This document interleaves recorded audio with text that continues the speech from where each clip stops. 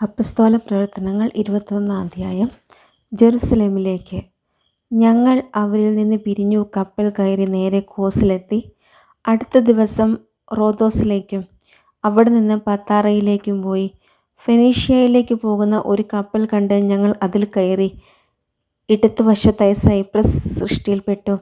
എങ്കിലും അത് പിന്നിട്ട് ഞങ്ങൾ സിറിയയിലേക്ക് തിരിച്ചു. ചരക്കിറക്കാൻ കപ്പൽ ടൈറിൽ അടുത്തപ്പോൾ ഞങ്ങൾ അവിടെ ഇറങ്ങി. ശിഷ്യന്മാരെ കണ്ടുപിടിച്ച് ഞങ്ങൾ 7 ദിവസം അവിടെ താമസിച്ചു. പരിശുദ്ധാത്മാവിനാൽ പ്രേരിതരായി അവർ പൗലോസിനോടും ജെറുസലേമിലേക്ക് പോകരുതെന്ന് പറഞ്ഞു. അവിടുത്തെ താമസം കഴിഞ്ഞ് ഞങ്ങൾ യാത്ര തുടർന്നു. സ്ത്രീകളും കുട്ടികളും ഉൾപ്പെടെ അവരെല്ലാവരും നഗരത്തിൻ്റെ വെളിയിൽ വരെ ഞങ്ങളെ അനുയാത്ര ചെയ്തു. സമുദ്രതീരത്ത് മുട്ടുകുത്തി ഞങ്ങൾ പ്രാർത്ഥിക്കുകയും വിടവാങ്ങുകയും ചെയ്തു. പിന്നെ ഞങ്ങൾ കപ്പൽ കയറി അവർ വീടുകളിലേക്ക് മടങ്ങി. ടൈറിൽ നിന്നുള്ള യാത്രയുടെ അവസാനത്തിൽ ഞങ്ങൾ ടൊളെമായിസിൽ എത്തിച്ചേർന്നു. അവിടെ സഹോദരരെ അഭിവാദനം ചെയ്യുകയും അവരോടുകൂടി ഒരു ദിവസം താമസിക്കുകയും ചെയ്തു. അടുത്ത ദിവസം ഞങ്ങൾ അവിടെ നിന്ന് പുറപ്പെട്ട് കേസറിയയിലെത്തി. 7 പേരിൽ ഒരുവനും സുവിശേഷ പ്രസംഗകനുമായ ഫിലിപ്പോസിനെ വീട്ടിൽ ചെന്ന് അവൻ്റെ കൂടെ താമസിച്ചു. കന്യകമാരും പ്രവചനവരം ലഭിച്ചവരുമായ 4 പുത്രിമാർ അവനുണ്ടായിരുന്നു. കുറേ ദിവസം കഴിഞ്ഞപ്പോൾ അഗാബോസ് എന്നു പേരുള്ള ഒരു പ്രവാചകൻ യൂദയായിൽ നിന്ന് അവിടെ എത്തി. അവൻ ഞങ്ങളുടെ അടുത്ത് വന്ന് പൗലോസിനെ അരപ്പെട്ട എടുത്ത് അതുകൊണ്ട് സ്വന്തം കൈകാലുകൾ ബന്ധിച്ചിട്ട് ഇപ്രകാരം പ്രസ്താവിച്ചു: പരിശുദ്ധാത്മാവ് അരുളി ചെയ്യുന്നു, ജെറുസലേമിൽ വെച്ച് യഹൂദന്മാർ ഈ അരപ്പെട്ടയുടെ ഉടമസ്ഥനെ ഇതുപോലെ ബന്ധിക്കുകയും വിജാതിയർക്ക് ഏൽപ്പിച്ചു കൊടുക്കുകയും ചെയ്യും. ഇത് കേട്ടപ്പോൾ ഞങ്ങളും അവിടെ ഉണ്ടായിരുന്ന ജനങ്ങളും പൗലോസിനോട് ജെറുസലേമിലേക്ക് പോകരുതെന്ന് അഭ്യർത്ഥിച്ചു. അപ്പോൾ അവൻ പറഞ്ഞു: നിങ്ങൾ എന്താണ് ഈ ചെയ്യുന്നത്? നിലവിളിച്ചുകൊണ്ട് എൻ്റെ ഹൃദയത്തെ ദുർബലമാക്കുകയാണോ?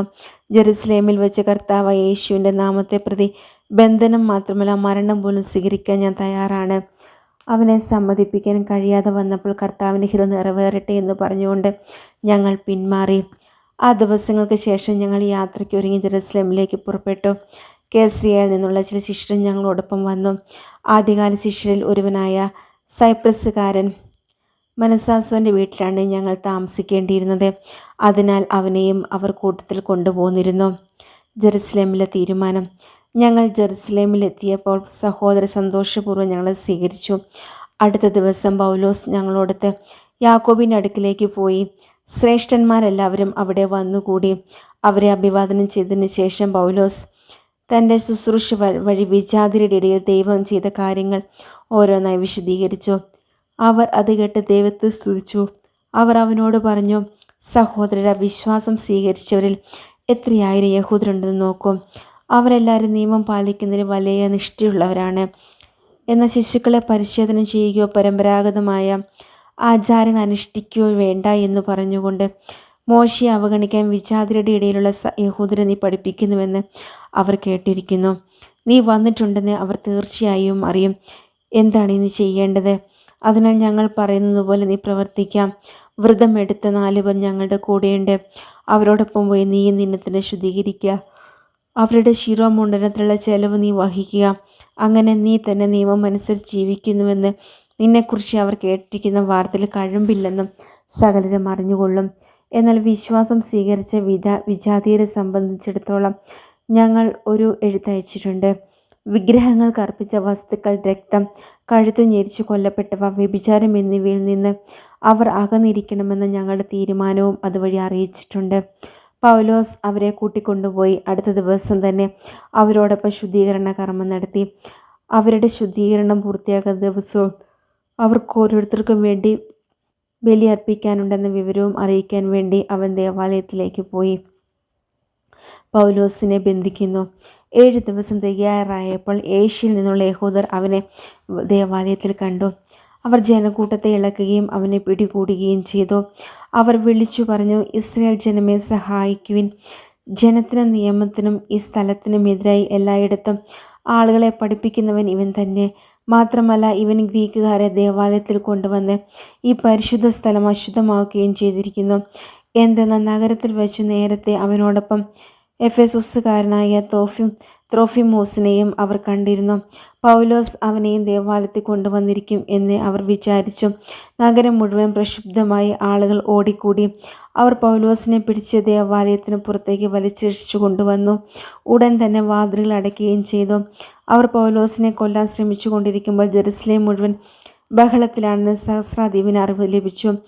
അവൻ ഉടൻ തന്നെ ഭടന്മാരെയും ശതാധിപന്മാരെയും കൂട്ടിക്കൊണ്ട് അവരുടെ അടുത്തേക്ക് പാഞ്ഞെത്തി. ഭടന്മാരെയും സഹസ്രാധിപനെയും കണ്ടപ്പോൾ പൗലോസിനെ പ്രഹരിക്കുന്നതിൽ നിന്ന് അവർ വിരമിച്ചു. സഹസ്രാധിപൻ വന്ന് അവനെ പിടിച്ചു. അവനെ 2 ചങ്ങലകൾ കൊണ്ട് ബന്ധിക്കാൻ അവൻ കൽപ്പിച്ചു. അവൻ ആരാണെന്ന് എന്തു ചെയ്തുവെന്നും സഹസ്രാധിപൻ അന്വേഷിച്ചു. ആൾക്കൂട്ടത്തിൽ ഓരോരുത്തരും ഓരോന്നും വിളിച്ചു പറഞ്ഞുകൊണ്ടിരുന്നു. ബഹളനിമിത്തം വസ്തുത ഗ്രഹിക്കാൻ കഴിയാതെ വന്നപ്പോൾ അവനെ പാളയത്തിലേക്ക് കൊണ്ടുവരാൻ അവൻ കൽപ്പന നൽകി. നടയിലെത്തപ്പോഴേക്കും ജനക്കൂട്ടത്തിൻ്റെ കയ്യേറ്റ നിമിത്തം പടയാളികൾ അവനെ എടുത്തുകൊണ്ട് പോവുകയാണ് ചെയ്തത്. അവനെ കൊല്ലുക എന്ന് വിളിച്ചു പറഞ്ഞുകൊണ്ട് ജനക്കൂട്ടം പുറകെ കൂടി സഹസ്രാധിപൻ്റെ മുമ്പിൽ. പാളയത്തിലെത്താറായപ്പോൾ പൗലോസ് സഹസ്രാധിപനോട് പറഞ്ഞു, ഞാനൊരു കാര്യം പറഞ്ഞുകൊള്ളട്ടെ. അവൻ ചോദിച്ചു, നിനക്ക് ഗ്രീക്ക് ഭാഷ അറിയാം അല്ലേ? അപ്പോൾ അടുത്ത കാലത്ത് കലാപമുണ്ടാക്കിയ 4000 ഭീകര പ്രവർത്തകരെ മരുഭൂമിയിലേക്ക് നയിക്കുകയും ചെയ്ത ഈജിപ്തുകാരനല്ലേ നീ?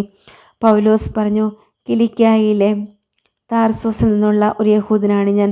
അപ്രധാനമല്ലാത്ത ഒരു നഗരത്തിലെ പൗരൻ. ജനത്തോട് സംസാരിക്കാൻ എന്നെ അനുവദിക്കണമെന്ന് ഞാൻ അപേക്ഷിക്കുന്നു. അനുവാദം കിട്ടിയപ്പോൾ പൗലോസ് നടയിൽ നിന്നുകൊണ്ട് ജനത്തോട് ആംഗ്യം കാണിച്ചു. അവർ പൂർണ്ണ നിശബ്ദരായി ഹെബ്രായ ഭാഷയിൽ അവൻ പ്രസംഗം ആരംഭിച്ചു.